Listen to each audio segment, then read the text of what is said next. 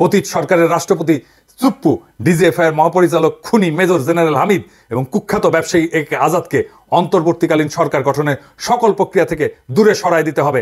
তা না করতে পারলে এই তত্ত্বাবধায়ক সরকার ব্যর্থ হবে। এই বিপ্লবকে আর জন আকাঙ্ক্ষাকে ধারণ করতে পারবে না এই তত্ত্বাবধায়ক সরকার। আমরা চাই এই সরকার সফল হোক, আমাদের সমর্থন থাকবে, কিন্তু আমরা চাই না আওয়ামী লীগের হাতে অস্ত্র তুলে দিতে। আমরা চাই না আওয়ামী লীগ এটা বলুক এই সরকার ব্যর্থ হয়েছে।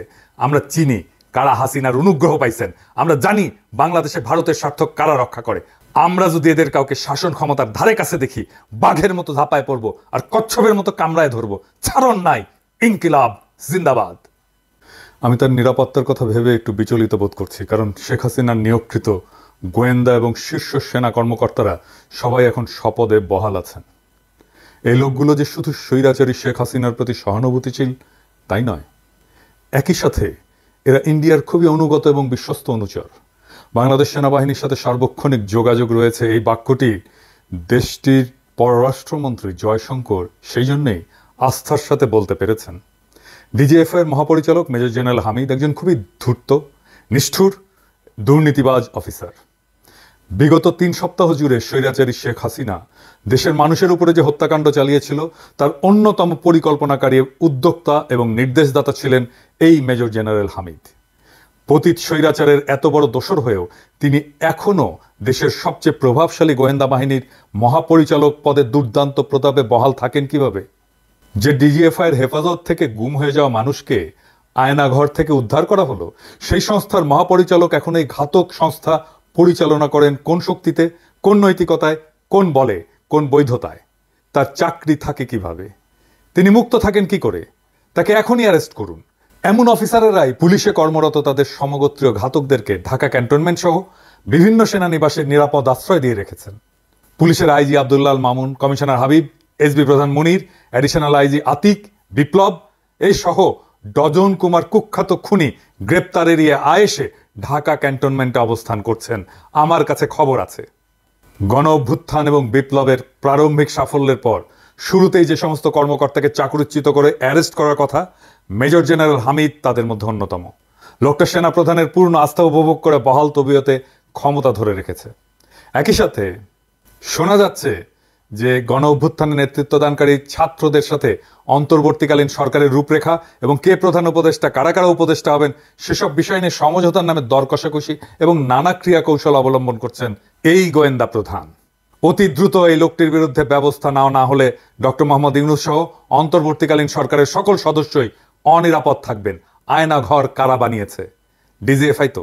সেই আয়নাঘরের বন্দিরা যে একে একে ছাড়া পাচ্ছে সেটা কার কমান্ডে ছিল? ওর ছেলে ইফরাত জাওয়াদ, ইউনিভার্সিটি অফ টরন্টোতে পড়ে। 6 হ্যাডন এভিনিউ টরন্টোতে যে বাসা কিনেছে যে জেনারেল হামিদ, টাকা পাঠিয়েছে কিভাবে ওকে জিজ্ঞেস করেন।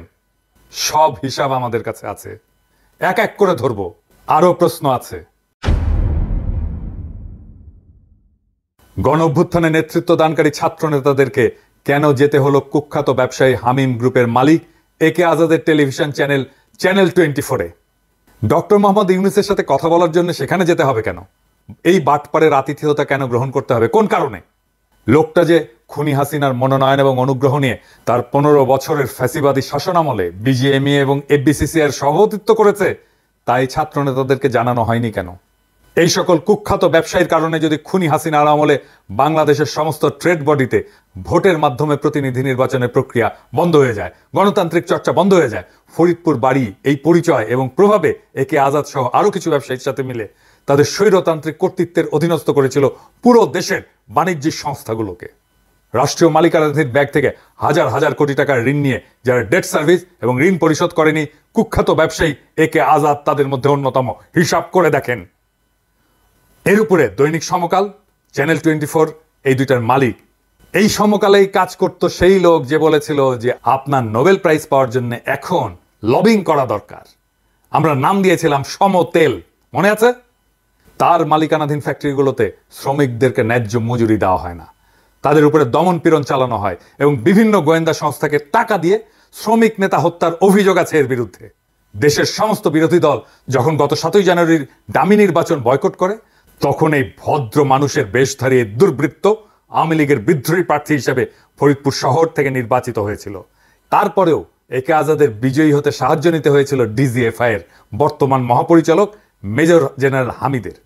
আওয়ামী ফ্যাসিস্ট দুঃশাসনের সাথে ওতপ্রোতভাবে জড়িত এমন সব ব্যবসায়ীদের কাছে আন্দোলনকারী নতুন প্রজন্মকে নিয়ে যেতে হবে কেন? যেখানে আমরা মনে করি 2014, 2018, 2024-এ অনুষ্ঠিত জাতীয় সংসদের সকল নির্বাচন বাতিল করতে হবে এবং এতে জালিয়াতি এবং বল প্রয়োগের মাধ্যমে যারা নির্বাচিত হয়েছিলেন তেমন সকল এমপিকে জেলে পুরতে হবে।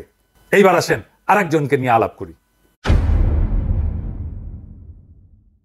এই শাহাবুদ্দিন চুপ্পু 1983 সালে স্পেশাল বিসিএস দিয়ে মুক্তিযোদ্ধা কোঠায় মুনসেফ হিসেবে সরকারি চাকরিতে যোগদান করে। কর্মজীবনের শুরু থেকে একজন সে চরিত্রহীন, দুর্নীতিগ্রস্ত, অযোগ্য বিচারক হিসেবে সর্বমহলে নিন্দিত, ঘৃণিত ব্যক্তি হিসেবে নিজেকে প্রতিষ্ঠা করে। কর্মজীবনে এমন এমন জায়গায় সে নিয়োগ নিত যেখানে ঘুষ খাওয়া যায় এবং উচ্চ মূল্যে রায় বিক্রি করা যায়। ওই রকম জায়গাগুলোতে বা স্টেশনগুলোতে ট্রান্সফার হয়ে প্রভূত বিত্ত বৈভবের মালিক হয়েছে এই চুপ্পু। বিচারকের চাকরি থেকে অবসরে যাওয়ার পরে দুর্নীতির মহারানী শেখ হাসিনা তাকে দুদকের কমিশনার পদে নিয়োগ দেয়। এইখানে তার কাজ ছিল চাঁদাবাজি করা এবং চাঁদাবাজি করতো এই আইনমন্ত্রীর সাথে মিলে, হাসিনার আইনমন্ত্রীর সাথে মিলে। ওইখানে তার একমাত্র কাজ ছিল নানা পর্যায়ে ব্যবসায়ীদেরকে দুদকের তদন্ত জালে আবদ্ধ করে কোটি কোটি টাকা আদায় করা। সব ব্যবসায়ীরা আমার কথার প্রমাণ দেবে। বিচারকদের মধ্যে ইন্ডিয়ান এজেন্ট হিসেবে কুখ্যাতি অর্জনকারী এই শাহাবুদ্দিন চুপ্পুকে চোরের রানী শেখ হাসিনা খুব পছন্দ করত। চাকরি জীবনের সকল পর্বে ফ্যাসিস্ট শাসক শেখ মুজিবের মেয়েকে নগদ টাকার বান্ডিল দিয়ে আসতো এই চুপ্পু। তাদের দুইজনের সম্পর্ক ছিল দুর্নীতির অর্থ ভাগাভাগি করার মতো গোপন এবং খুবই ঘনিষ্ঠ। সাংবিধানিক পদ দুদকের কমিশনার হিসেবে সে অবসরে গেলে কারাল রানী তাকে লুট করা ইসলামী ব্যাংকের ভাইস প্রেসিডেন্ট পদে নিয়োগের ব্যবস্থা করে। সেখানে বসে চুপ্পু সারাক্ষণই দেশ লুটকারী এস আলমের নির্দেশ অনুযায়ী সকল ধরনের অন্যায় কার্যক্রম পরিচালনা করত। এই লুটেরের সাথে তার চুরি বাটপাড়ির সম্পর্ক বিচারিক জীবন থেকে শুরু হলেও দুদকের কমিশনার হিসেবে চুপ্পু এই কুখ্যাত ব্যবসায়ীর অপরাধ কর্মের অন্যতম ঘনিষ্ঠ সহযোগী হয়ে ওঠে। তার নির্দেশ অনুযায়ী বিভিন্ন ব্যবসায়ীর উপরে তদন্ত শুরু করে চুপ্পু তাদের সম্পত্তি, বাড়ি, জমি, ব্যাংক বা কোম্পানির শেয়ার এস আলমের কাছে কম দামে বিক্রি করতে বাধ্য করত। বাংলাদেশের সমস্ত ভিকটিম ব্যবসায়ী এর প্রমাণ দেবে। সফলভাবে অজস্র অপকর্ম সম্পন্ন করার পুরস্কার হিসেবে শেখ হাসিনা তার ব্যক্তিগত ব্যবসা বাণিজ্যের অন্যতম সহযোগী এস আলমের পরামর্শে চুপ্পুকে বাংলাদেশের রাষ্ট্রপতির আসনে বসায় দেয়। ফ্যাসিস্ট সরকারের পতনের পর এই পচা দেশের সেরা দুর্নীতিবাজ এবং ইন্ডিয়ান এজেন্ট শাহাবুদ্দিন চুপ্পুকে রাষ্ট্রপতি মেনে কাজ আগায় নিতে হবে বলে যে শিক্ষকেরা জ্ঞান দিচ্ছেন তারা নিশ্চয়ই হুঁশ হারায় ফেলছেন। এই চুপ্পু মুজিব বাহিনীর লোক, র ট্রেন্ড লোক। মুজিব বাহিনীকে র ট্রেন করছে। বাংলাদেশের প্রেসিডেন্ট যাদেরকে বানাইছে হাসিনা সব কয়টা র ট্রেন্ড লোক। আব্দুল হামিদও র ট্রেন্ড লোক। এমন দাগী অপরাধীদেরকে রাষ্ট্রীয় গুরুত্বপূর্ণ পদ থেকে লাথি মেরে বের করে দিয়ে এদের বিচারের কাঠগড়ায় দাঁড় করাতে না পারলে এই গণ অভ্যুত্থান, বিপ্লব, শত শত শহীদের আত্মদান, অজস্র মানুষের অঙ্গহানি, অন্ধ হয়ে যাওয়া এবং অপরিসীম দুঃখ কষ্ট বৃথা যেতে বাধ্য হবে। পতিত সরকারের রাষ্ট্রপতি চুপ্পু, ডিজিএফআই এর মহাপরিচালক খুনি মেজর জেনারেল হামিদ এবং কুখ্যাত ব্যবসায়ী একে আজাদকে অন্তর্বর্তীকালীন সরকার গঠনের সকল প্রক্রিয়া থেকে দূরে সরাই দিতে হবে। তা না করতে পারলে এই তত্ত্বাবধায়ক সরকার ব্যর্থ হবে। এই বিপ্লবকে আর জন আকাঙ্ক্ষাকে ধারণ করতে পারবে না এই তত্ত্বাবধায়ক সরকার। আমরা চাই এই সরকার সফল হোক। আমাদের সমর্থন থাকবে, কিন্তু আমরা চাই না আওয়ামী লীগের হাতে অস্ত্র তুলে দিতে।